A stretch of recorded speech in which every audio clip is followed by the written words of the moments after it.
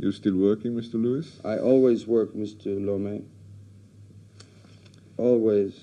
Especially when I am so close to le production. Yes, you're preparing a picture. Oui. In Paris. Oui, Paris. Paris, yes. Paris. And here we have a photography. It's a secret of your picture because... What is that exactly, Mr. Lewis? That is my shooting plan for my cameras at the circus. That is all of the layout of what I will do the first night. That is just the first night. I must do this again for the second night. Have you got a special feeling for details, for precision? Yes, absolutely. I have a special feeling, a feeling that is not something I want, but it's something you must have. If you are to make film well, you must prepare well, and you cannot work with little perfection. You must work with complete perfection, or at least you try. And you are at the mercy of many people who you hope will think as much of the film as you do. And you can have all your technicians and all of your crew think the same way you do if you communicate with them and they understand how important it is. They will work with you all over the world. Crews are the same way. If they believe in the director or the captain or whoever he is, the head man, if they know he knows what he wants and he tells them, they will work very well. But when they think he does not know or that he does not care, they have no reason to care. And that's where you get a lot of trouble. For instance, for details, what is this, for instance? This. That is a montage of children's faces, and I am casting children for the film.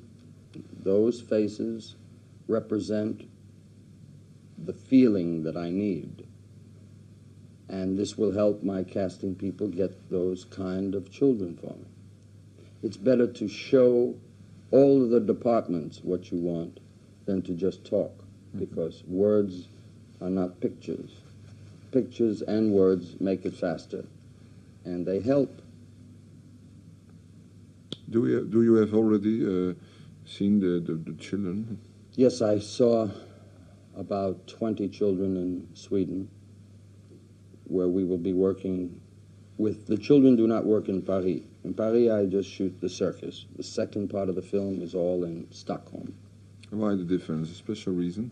Yes, because everything I need is in Stockholm. Locations and the places that I have written in the script that I need are in Stockholm. Just as I am only going to shoot the circus in Paris. There was circus in Germany, there was a circus in Italy, many circuses. But I wanted only Bouglione. Why especially Bouglione? Because I played at Bouglione. Last year, yes, Gala de l'Union. The Gala. And working in that circus was marvelous feeling.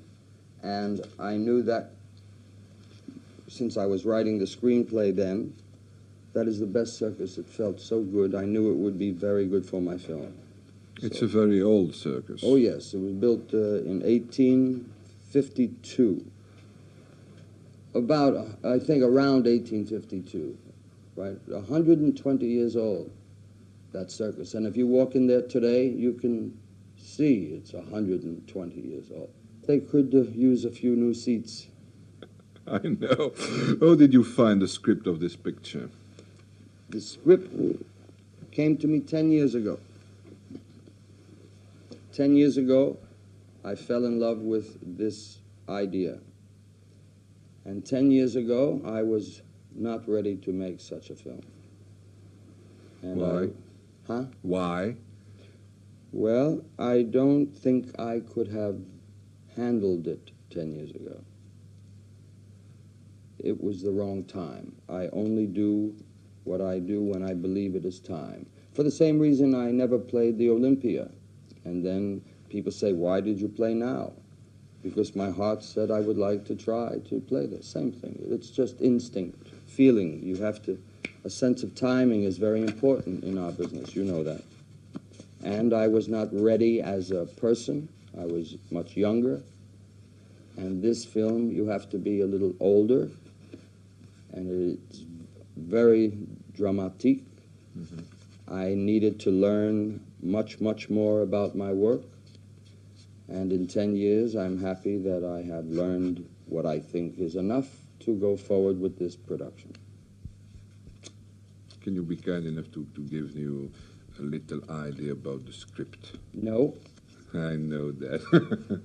Please. It is the story of a clown who was once the premier clown, who is no more the top clown, and who is having a difficult time handling being just a small part of the circus. And because of his self-pity and his heartbreak, many things in his life change, and you will see wonderful things happen to a human being because some things happen that make him think about others besides himself, and that's all I'm going to tell you. Can you explain that to the public? Well, these are photographs of the actors that I have already chosen. I met many actors, and some are very good for different parts in the film, and some are not. I sit with them and talk about what I need and what I want from them, and when they are good, I say, ça va, you will be in the film. Then I photograph them, and I mark down that is the actor who will play this role, that actor will play that role. And I have before me always everything that is confirmed, everything that has to be done, and all of the departments of my company know what I'm doing, and so on. Is it true that when you're shooting, you tape all the scenes in Yes. order to control immediately the results? Yes, I invented that process 16 years ago. I've been doing that for 16 years. And I patented the process. But 16 years ago, there was no video playback. I just used monitors. And I could play in the scene, watch the monitors behind the actors, and know that the camera and the crew were doing everything that I have planned. Then video came, and that made it even better. Because you cannot be in two places at one time, and you cannot ask someone, ça va? You cannot take anyone's word. You must see yourself. But I never check the video for when I am happy. Because the moment I am happy with a scene, I say print. I only check it when I'm in doubt or when I have to find out what's happening. And it's a very good tool. Well, Mr. Lewis, with your permission, I'd like to come on the set of your picture and see. You are invited. Thank you.